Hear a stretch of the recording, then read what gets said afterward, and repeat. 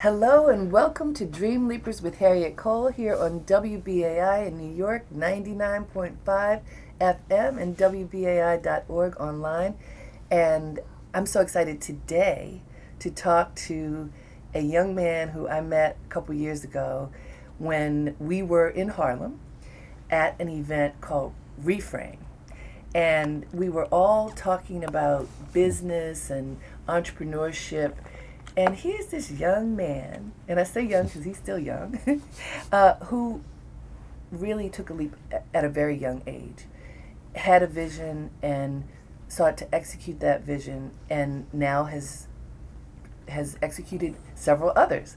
And I just want us to listen to John Henry because what he has done and is doing is following his heart with very specific steps. And I think that for those of you listening, we want to be inspired to figure out what are the steps that we can take so that we can fulfill our purpose. And sometimes there's even more than one. So I'm thrilled to have you, John Henry. Welcome. Hello. Thanks for having me. I'm so happy to have you. So we'd like to talk about, the journey. Mm-hmm. And I want you to tell me about that first business that you started. Yes. And how it even came to be. Yes, sure thing. I will do that. Thanks for having me on the show. Of course. It's awesome.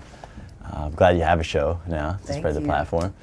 But yeah, so that first business of mine was a dry cleaner, plain and simple. But what made it interesting was the way that I came about doing it and the way that I went about running it and the path that we took while running it that ultimately led to us being able to sell the business. And so what do I mean by the way I got into it? Well, I was just out of high school. I was just back to New York. I'm originally from New York City, but was raised in Florida, after which we caught the small town blues and we're like, we need to go back to the city that made us. We moved back here and was working as a doorman to help make ends meet, help my parents out a little bit. And it was doing that job that was really kind of fascinating because I was exposed to a lot of different walks of life from the residents. So first I doormanned on Wall Street, where everyone was pretty much wealthy, old, and white. And so that wealth never felt attainable or relatable. But later on I went to Brooklyn, where I was doormanning in a building that had all different types of walks of life. There was someone who was a professional dating coach. I didn't know you can get paid to teach people how to pick up girls. There was a professional rock climber. There were famous film directors, entrepreneurs, tech entrepreneurs, writers. It just opened up my mind to the very first time when I realized that you could make a living doing exactly what you wanted to do. Because you saw them doing it. Because I saw them doing it. And they weren't just white. There was different races, different colors, immigrants from all over the world. Brooklyn at that point in time in that particular building was just very diverse. And so anyway, there was one entrepreneur in particular who came from a similar background as me, who had a franchise of dry cleaners. And that's when he convinced me that, man, you're spending a lot of time behind a desk. Like, why are you behind the desk? You could have your own doorman. And so he put me up to the challenge of starting my business, which again, he had a franchise of dry cleaners, so all he did really was offer me access to his facility. So all I had to do was convince someone to give me their clothes, and then I would bring them to him, he would clean them, and then I would deliver them back. So it was a mobile dry cleaner. I had no physical presence to start. It was just me, myself, and I. That made it affordable, too. That made it affordable, made it attainable. Yes. And that's how it started, with just, a suit and shaking people's hands and trying to convince them to give me their clothes. And we've talked about this before, but I want you to tell my listeners, you built upon your doorman experience to even get people to give you their clothes, right? Yeah, totally. How'd you do that? Yeah, the way that I feel like the character I knew most in the city was the doorman. You get blamed for everything if something goes wrong, A, but B, you start developing a rapport with the residents, where when the residents are dealing with something, they go to the doorman and they share their griefs with the doorman. And I knew that as a doorman, I knew that one of the things that people complain most frequently about was their dry cleaning for some reason. It was just true. Or their housekeepers, or like whatever vendors they had. So I would go to doormen in Harlem, and I would convince them to, whenever someone complained, slip them my business card. And then to sweeten the pot, I would slip them an extra $20 to do so, which is illegal. That's bribing. Oops. But you gotta do what you gotta do. And yeah, it's slow, you know, at first they didn't, but over time, as I would show up every single day, no fail, in my suit and shake their hand and ask about their family, or, you know, just open them up as a person, the same way that Hugo put me on to him. That's the guy who ran the franchise of dry cleaners. Yes. I had every resident in that building go to Hugo. And Hugo had 5 different brands. So whenever they would get upset with one of the brands, I'd be like, oh, don't worry, use this company. It's the same owner. And so we were smart. very loyal to Hugo. And then eventually I got these doormen to be very loyal to me. And then you ended up with that business servicing the entertainment industry, is that right? Mm-hmm. Yeah, I mean, as much as I pride myself on that early hustle of getting doormen to convince people to give me their clothes, it really wasn't going to be a substantial amount of volume or activity, enough to prop myself up and enable me to hire people and grow. But right before I left the building, one of the residents did put me on to the film and TV business. And that same night that he mentioned it to me, he picked me up and took me on to the set of The Wolf of Wall Street, which became our first film account.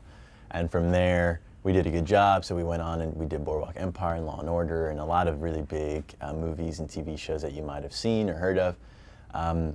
And it was during that time that, to your point about kind of leaping, that's when I took the leap. You know, I got fired from my job right before I planned to quit, so I got kicked off the edge. But it turned out to be the best thing that ever happened to me, because it opened up my time and it put me in a position where I had to put my money where my mouth was. If I was going to do it, I had to do it now. And so, yeah, we went on and we built this business, and I haven't had a regular job since. It's pretty awesome. And you started this business straight out of high school. Yeah, right? I was 18 when I started this business. And I love knowing that, and I think it's important for people to hear, because you could be any age if you have a vision and you're willing to put in the work. That's what it comes down to, is willing to put in the work. I think entrepreneurship now is made to seem like you had to have a brilliant idea. That's why I love that my first business was a dry cleaner. Like, there's nothing brilliant about cleaning your dirty underwear. Nothing. It's just that I had the boldness and the tenacity to act on it. And that's what separates an entrepreneur from someone who's on the other side. Well, and you had that business. You could still have it today. Yes. But your vision was bigger than that. Correct. How many years did you have the business before you sold it? We ran the business for 2 years. 1 year was completely remote operation, so just operating off of a car, the back of a car. I had a laptop. Literally, I had a laptop in the back of a van, and I would pull over on the side of the road, and I was tagging all the clothes for these multi-million-dollar productions, and they thought I had a big fancy plant, and I was doing it on the side of the road, which is kind of crazy. Well, and you told me that why it was so successful with the film and television industry is that you were willing to come to the set whenever they called, have the clothes cleaned immediately. It was your accessibility and reliability that made it work. The only way you win in anything as a newcomer is when you're willing to do the things that other people aren't. There you go. Period. And so the incumbents, there was only one established player, and they had no competition, so they had no reason to bend over backwards for anyone. And everyone in the industry was fed up with these guys. And so, here I came along. I was willing to go on set at 3 in the morning and have it there that same day, just a few hours later. We were willing to do anything and everything. And these guys, the big incumbents, they didn't notice us, but slowly but surely, accounts stopped calling them. And they wouldn't think anything of it. And then what started happening was they would go on to set to pick up, to go to their accounts, and they started seeing the sign of, when you conquer a film account, the sign is the laundry bags. So they had navy blue bags, and we had obnoxious red bags that said John Henry Cleaners on them. And slowly but surely, they would start going on to set and start seeing John Henry Cleaners bags around. And that's when they knew that another player had stepped into their turf. And so what is, if you put a pin on that, what that means for folks who are out there trying to stake a claim in a business, what is the lesson there that you would share with folks? The lesson is really simple. There are a few lessons here. One, there's riches and niches. So if I would have been trying to kill myself for a $40 transaction, just like every other dry cleaner in the city, I would have lost, or I would not have been able to grow as big, because you're going toe to toe with someone who's more established, has more brand equity, more familiarity, more processes, more money. So if you're gonna step into a new space, you gotta do things a little bit different. We saw the film and the TV angle as something that was really underserved. No one was looking at it, really. And we didn't ring a lot of bells about it. We had no marketing that said anywhere that we were Leonardo DiCaprio's dry cleaner, or Will Smith's, or Beyonce's, or Spike Lee, or Mike Tyson. As much as I wanted to brag about it, yeah, as a 19-year-old kid, I wanted to brag about it, but I kept it to myself, and we focus on our own lane. So that's lesson number one. And then lesson number two, you gotta, again, there's nothing that you can't do or should say no to in the start. Once you found your focus and you know where it is that you're gonna play, you have to do, at all costs, win over these accounts. And what do I mean by that? So I would drive around the city, and these film productions, they set up with these massive trucks, you might have seen them. And I would drive around the city in hunt mode, and I would look for these film productions, and I became very familiar with the wardrobe truck, which is the only truck that mattered to me. They have a glass door in the back. And I would pull over, and I would knock on the productions, and I would have coffee and donuts, because I know that that's what they need.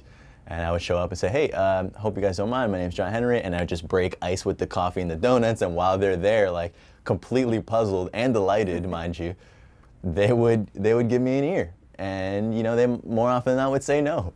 But I would, show up and knock on their doors, and I knew it was coming back around when one time I knocked on a film production on a wardrobe truck, and they opened the door, and the wardrobe supervisor said, I heard that you'd be coming one day. It was like a myth. It was like a myth that was spreading in the film and TV industry that a kid named John Henry was going to knock on your door and try to convince you to be a customer. And so that's what I mean as an example of you have to do anything and everything to win these accounts over. And then the next trick is keeping them. Yeah. So I would call them every week. Right? Yeah, I would call them every week and say, hey, how's it going? I want to thank you for being a customer. Is there anything else we can do? And yeah, so the guy who bought my business, by the way, has since lost all the accounts. Oh no. And because he wasn't doing that handhold. So he called me and he said, John, what gives? What's up with these film accounts? I said, okay. So when's the last time you personally delivered the garments to introduce yourself? Never. When's the last time you called them to say thank you? Never. When's the last time you sent a card when the production wrapped to thank them for their business and send the chocolates? Never. Then what's the problem? You didn't want the business.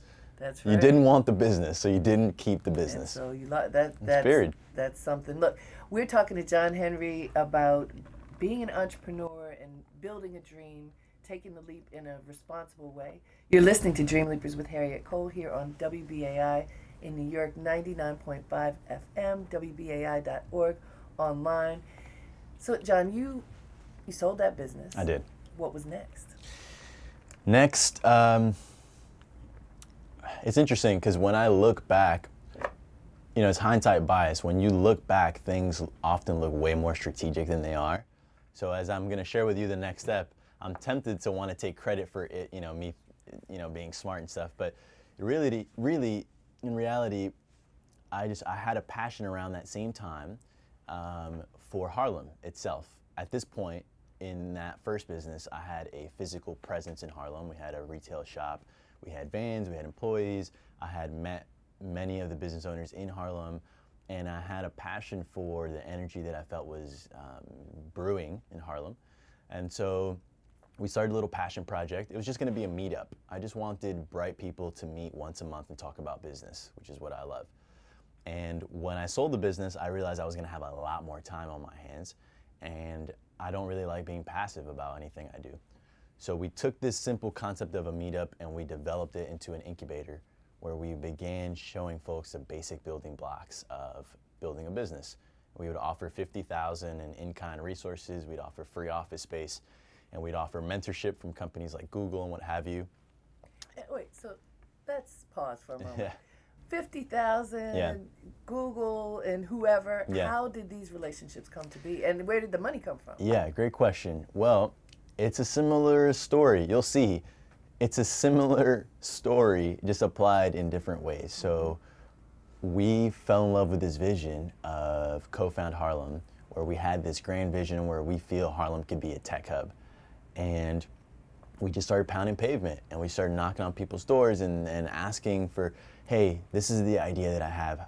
What do you know anyone that would be interested in supporting, or what do you think the next steps would be? And so, And what, just yeah. so that we're clear, what was the vision of Co-Found A Harlem? massive incubator where we housed a ton of tech companies from all different types of tech companies. We wanted them to be in Harlem because we see the world of good that a tech company can bring to an area. You know, high quality employment, innovation, all kinds of stuff. And I still have that vision for Harlem. But anyway, the biggest hurdle was going to be space. Yes.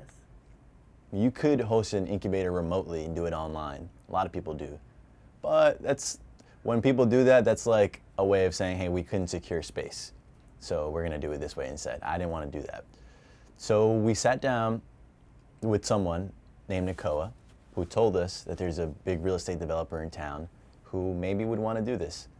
And she shared with me his name, Yoav Haron.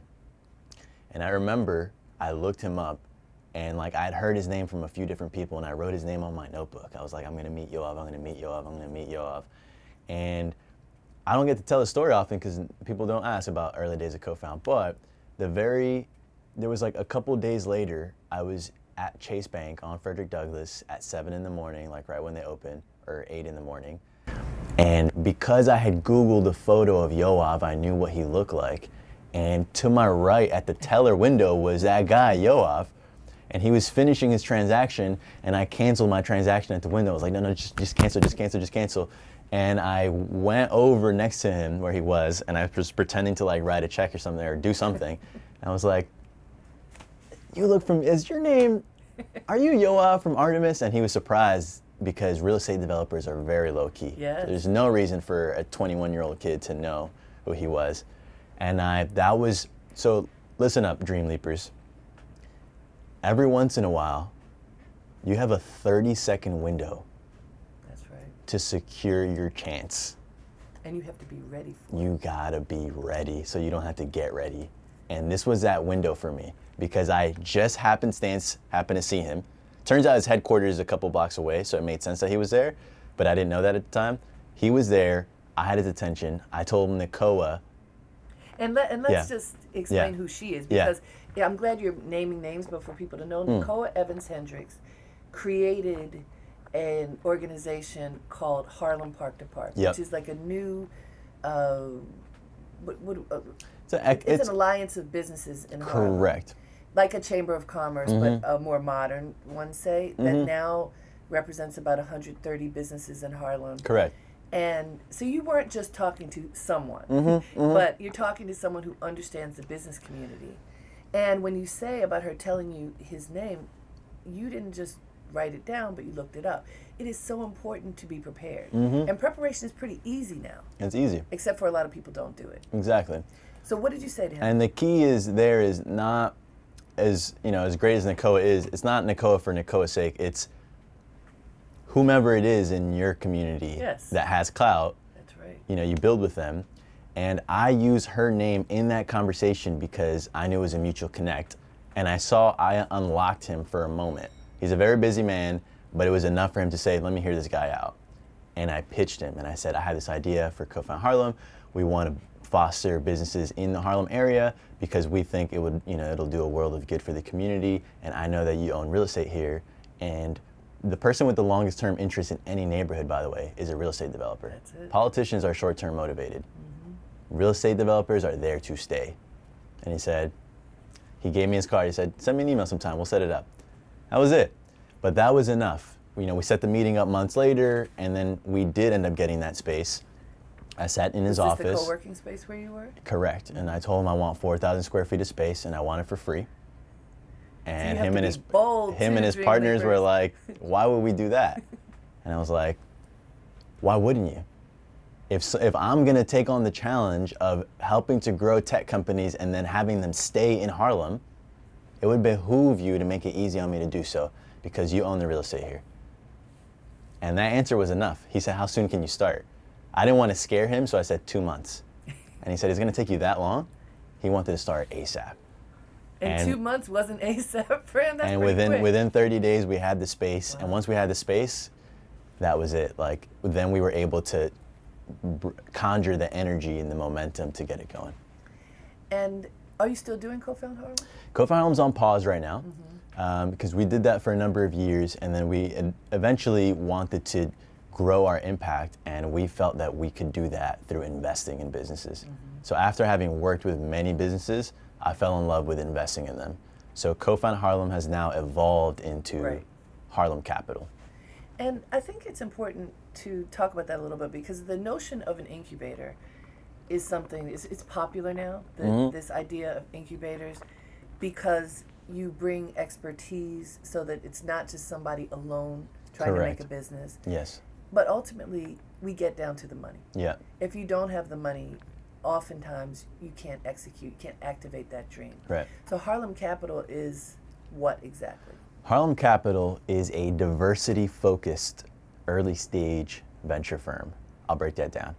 We invest in women and Black and Latino founders that are tackling a big market opportunity with their business. And early stage meaning we plan to be some of the earliest money in, if not the first check in. Now, venture capital is not small business.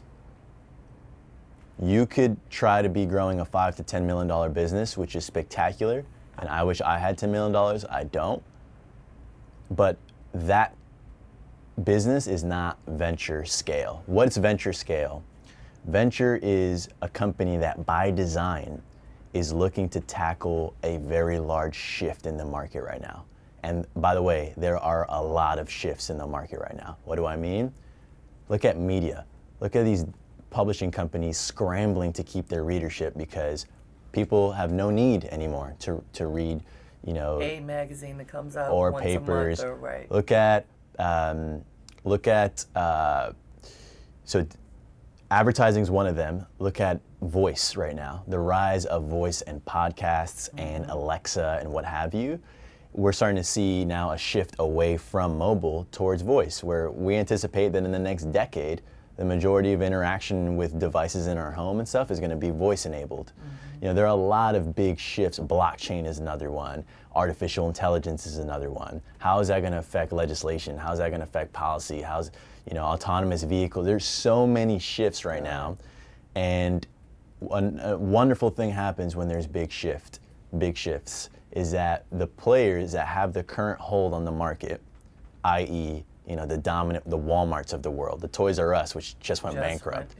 Unbelievable. All these big players, when they have a hold, they're cool with no change. Exactly. When change happens and it slips away from them, that creates all this white space for new players to come up with new things and start grabbing some market share. And those are the companies that we're betting on.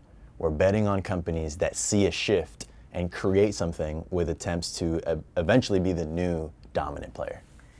And as you are doing this, there's so many things I want to know, starting with where'd the money come from? Because I know you, in between, you worked with a very prominent family who kind of helped guide you to this end. Tell me about that. Yeah, so I was running this incubator, Co-Found Harlem, which is a non-for-profit, and one of my largest donors there, they they said, hey, we love what you're doing. We love this energy that you're bringing to Co-Found Harlem. Bring it to our fund, and we'll help you learn the art of investing. Because at that point, I had announced that I wanted to be an investor. And they said, John, it's very hard to raise a fund, isn't it? I said, yes. And they said, well, we have a fund. You come, deploy our capital, help us find great companies, help us do everything you did at Co-Found Harlem, but instead of doing it for non-for-profit, let's now do it for profit. Mm-hmm. So that was my first time deploying capital, understanding. And by the way, the most important thing that I learned on the job with a big, wealthy, real estate, Jewish dynasty family had nothing to do with the job. It had everything to do with the values that are present in a legacy Jewish family. And what are they? What would you say? The one that was most striking to me is that there was this attitude of never cutting corners, which sounds like a given. People say that, oh, we do things the right way. Yeah, I guess. But when you grow up in an immigrant household, like I did, an immigrant community. And where's your family from? From Dominican Republic. Mm-hmm. We grew up in the Heights, in Wash Heights. We cut corners all the time. We're just like, the mindset is like, the mindset is of lack and limitation and shortage. So if there's a shortage, you're gonna get yours. So if you have a chance to like, you're like on survival mode some steps, all the time. Right. And if, what I'm saying, like, for instance, if you were, the way we built out our storefront, we didn't get a licensed contractor as an example because they're way more expensive. So what do? You get someone who's looking for work, and you close the gate and you work on the times that the inspectors don't work. Mm-hmm. Now, I'm glad I have street smarts as a result. I am way more street smart than any one of my business partners and most of the people that I sit down with in a corporate boardroom. And I'm thankful for that. But here's the difference, right?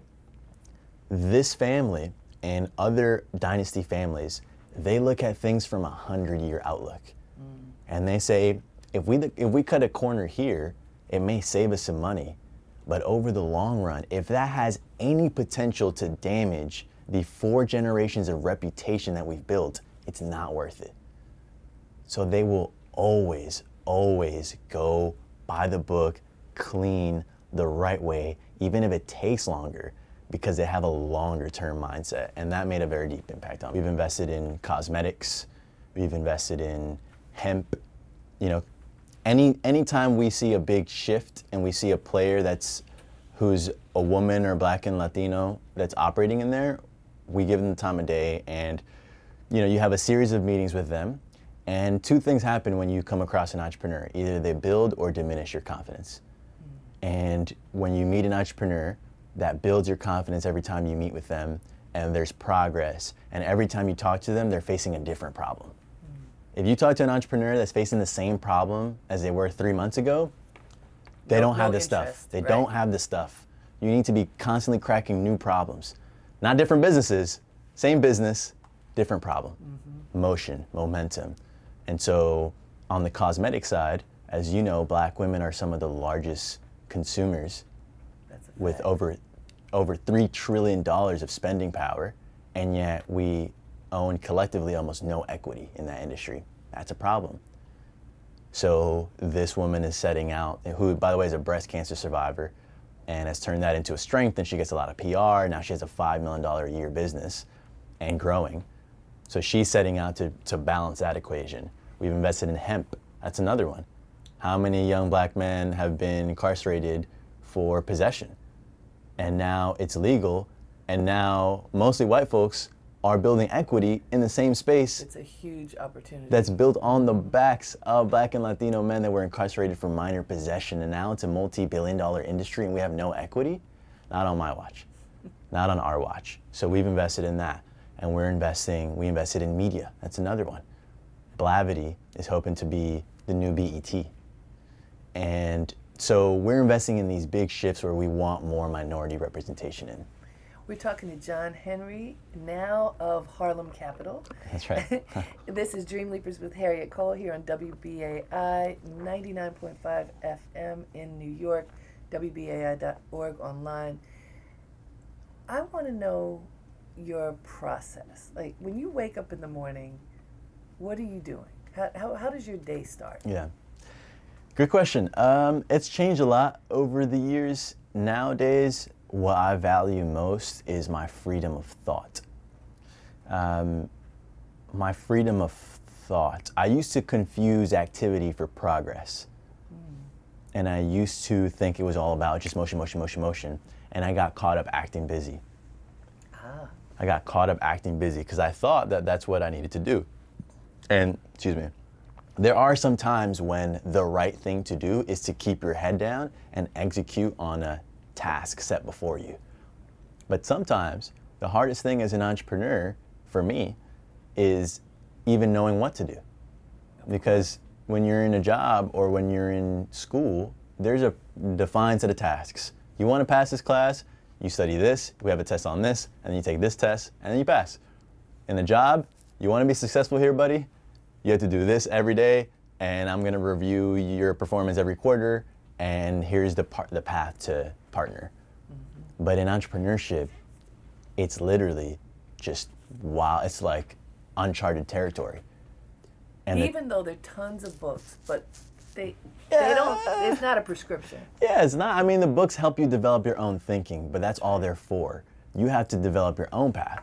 Because Jay-Z says on his latest album, he says, you rather be old rich me or new you. Like, too many people are trying to emulate Hov's path, which is great, be inspired. But are you trying to be old Jay-Z or are you trying to be new you? I'm trying to be new me, which means, how can I do this in my own way? So I see examples of people who have done things before me, but how can I now do this in my own way? And I've had mentors tell me, as an example, John, you have to listen to me. I'll say, okay, why? And they'll say, well, I'm 50 years old. I'm now 25. So they'll say, I'm twice your age.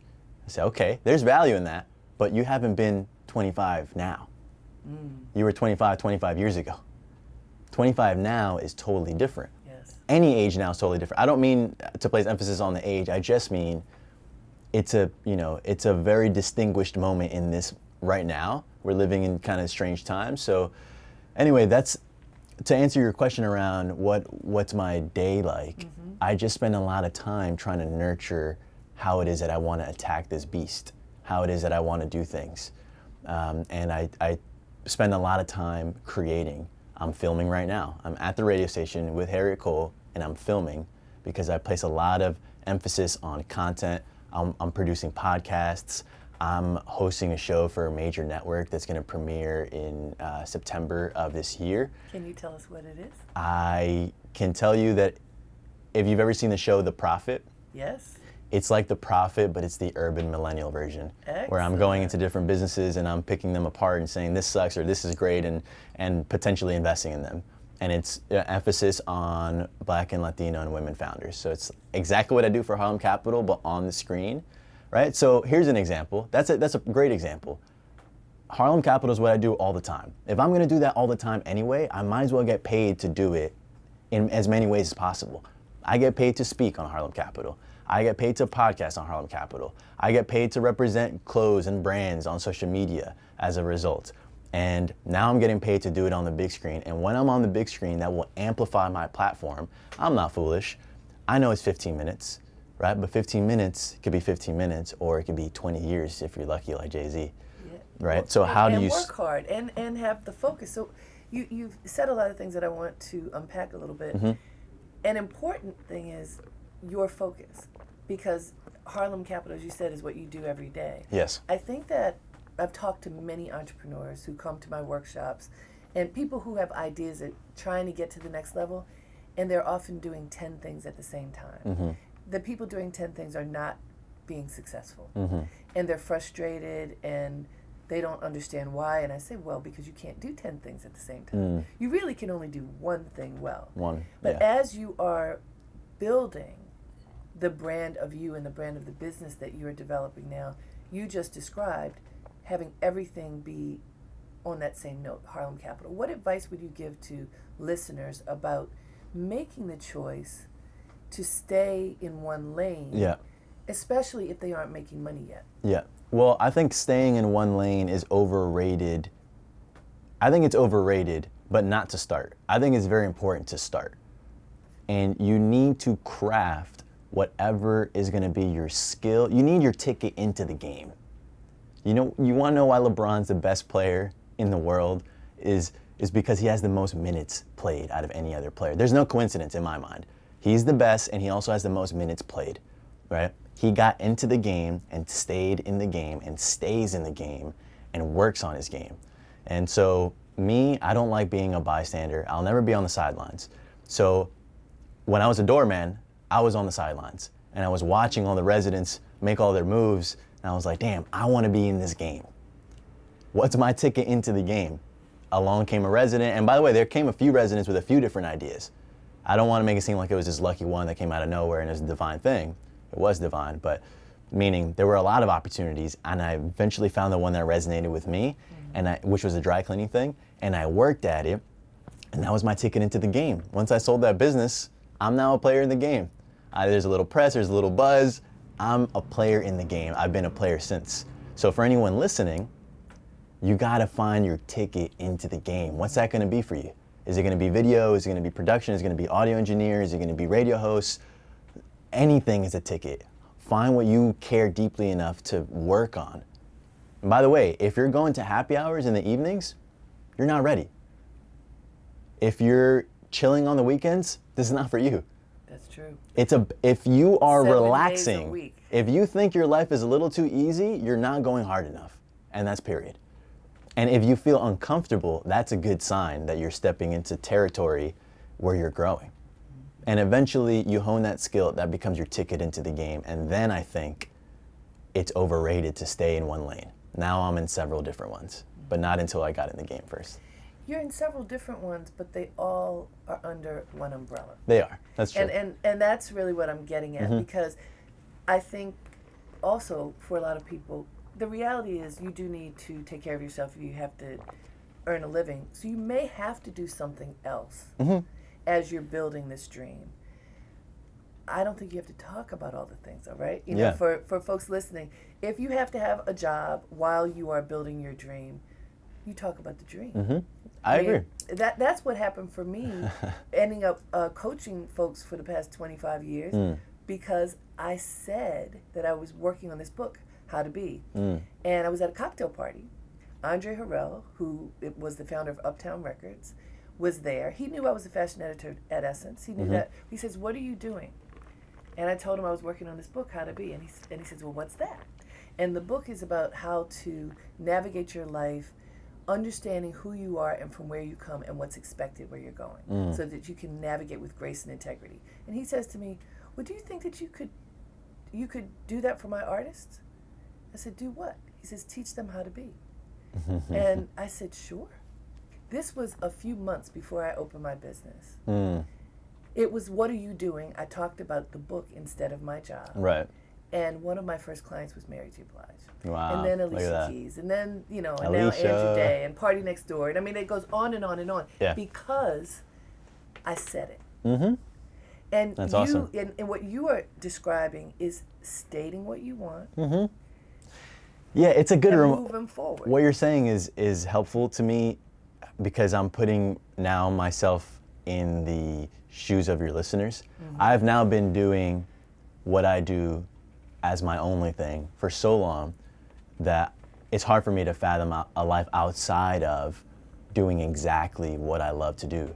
But there was for sure a time I can distinctly remember when that wasn't the case.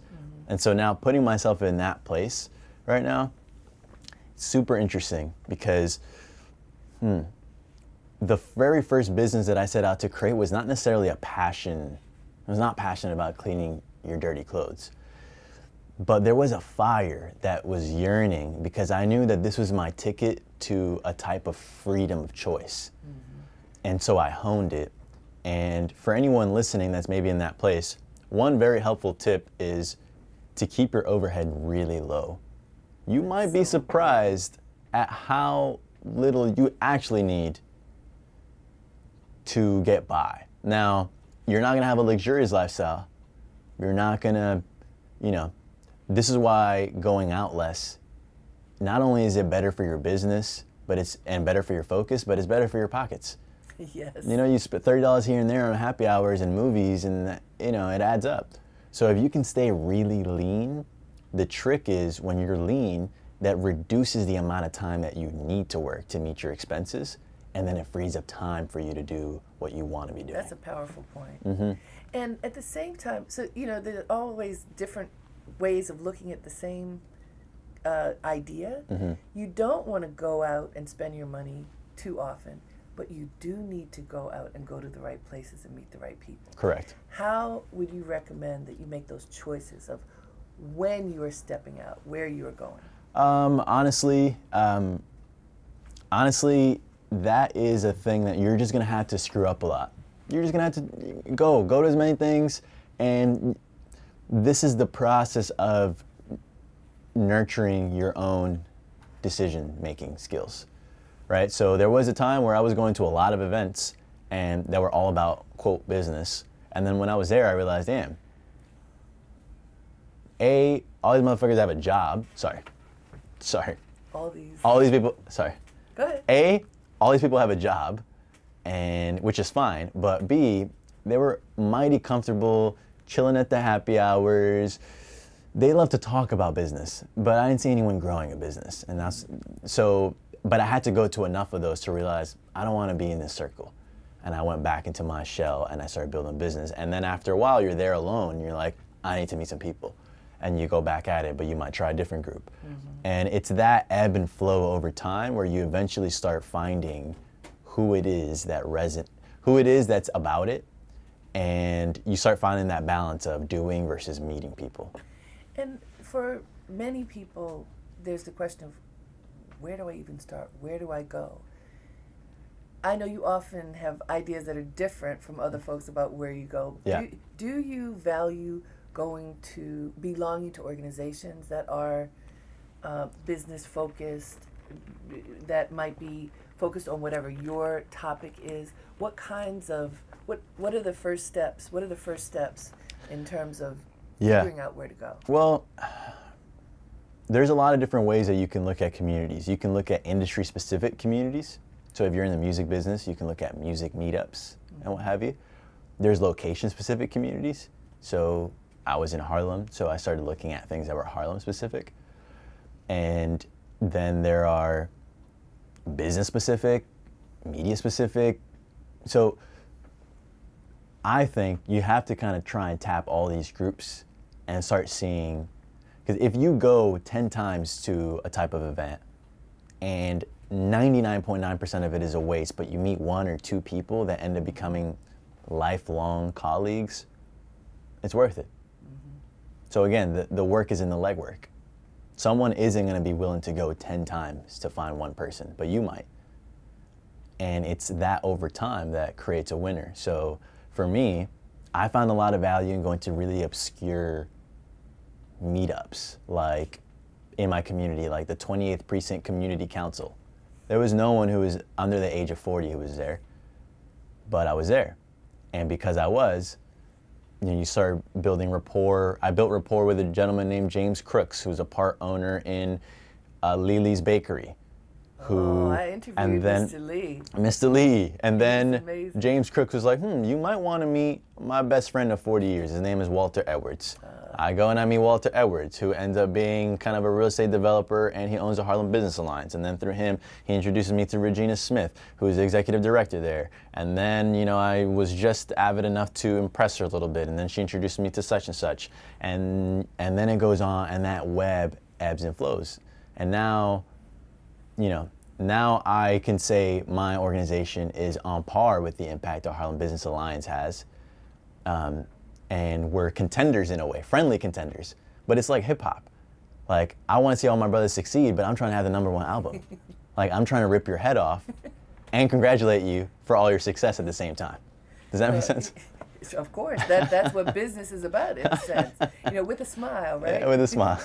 So what's next for John Henry? What's in the future? You told me about the TV show. Yes. But as you are looking, at the next year, or as that legacy family said, yes, the next 100 years. Yes. What are we looking for? Well, I am I am looking to grow something that can't go away overnight. I still feel like I still feel like I can go away overnight. I feel like my business can go away overnight still. And I've been doing this for even, at least 7 or 8 years, and I still feel like it can go away overnight because I don't feel that the foundation, as deliberate as I have been about setting the foundation, I don't feel like it's rock sturdy enough. And I don't know when I'm gonna feel that point where I'm like, okay, this is set up to last. Maybe it takes a lifetime. I don't know. But I bet that Jay-Z doesn't feel like his wealth can go away overnight. He's at 900 million now. He has assets, he has recurring revenue, he's diversified, he's built something that is set up to be passed on. And that's really the bulk of my focus. I still feel like if I don't have the TV show and, if, I still have to speak to make money, I feel like anything can happen to me and then it was all for naught. So I'm really focused on trying to build a foundation. And in so doing, I mean, there will be those who say 7 or 8 years is a short time. Correct. Jay-Z's been at it for way longer. Exactly. He didn't have 900 million when he was 7 or 8 years in. Exactly. And that's what I mean. Like, 7 years is a blink still. It's still a blink. When you mention people who you intend to have as contributors to Harlem Capital, how do you approach those people? Well, I try to go through a warm introduction. So I try to find people that we know in common and then ask someone to say, hey, do you mind introducing me? Because immediately, right then and there, you're coming through, a warmer place, and they'll give you the time of day. And then from there, you got to razzle dazzle. You sit down with them. You got to anticipate that you'll only have one meeting. If it goes well, then more. But if not, then no. And you sit down with a smile, and for me, the most important thing is try to communicate how passionate I am about the thing and how knowledgeable I am about the thing. Like, I need to know more about venture capital than anyone in my space. Not anyone my age. Anyone in the space, period. I need to be the sharpest person you've ever spoken to about venture capital. And until you're there, you're not ready. That's the way I see it. And anyone listening, if you're not the most knowledgeable person in media, music, or whatever business, your field is, right? Then you're not ready. Read more, learn more, digest more, speak more. You get the reps in. So when you sit down in front of someone, you don't do that for someone else. You do that for you, first of all, because it builds your confidence. And then as a byproduct, when you sit down in front of someone who has the potential to impact your business, whether as a customer, investor, or what have you, they see that you're ready. And that readiness is everything. Being prepared is so important. And I find the people who state what they want to do, I am going to do X or Y, this is what I do, but haven't done the homework, fall, fail. Yeah, and they might make enough noise they might create buzz, but it's easy to make buzz.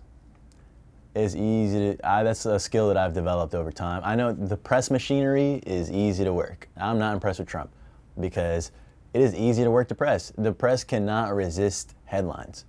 You give them a headline, they will write it. And once one outlet writes it, then the others have FOMO, fear of missing out. And they're like, dang, Business Insider wrote it, we gotta write it. And before you know it, you're in every publication. So that's a blessing and a curse. One, I'm thankful that I know how to work the press. I can get press at any time. But then B, I know a lot of people that do know how to work the press, but when you lift the hood, there's nothing there. Exactly. And it'll only take you so far. So it's a sizzle in the steak. How do people reach John Henry? You can hit me up on Instagram. I will make you go to Instagram and hit me up. And what is your handle? My handle is @JohnHenryStyle. So if you look up John Henry, you should find me. I should be the first one. If I'm not the first John Henry that shows up, I'm not doing my job. I'll put it that way. There you go. I need to be the first John Henry that shows up. So yeah, hit me up on Instagram, follow me. I'm very active on there. DM me, I'll DM you back. I hit everyone back. Sometimes I get 200 messages and I'll take the time to respond to every single one. So hit me up on there and I'll hit you back. Thank you so much. Thanks, I Harriet. always love talking to you. It's always good, and we're going to have you back too. Thanks for having me.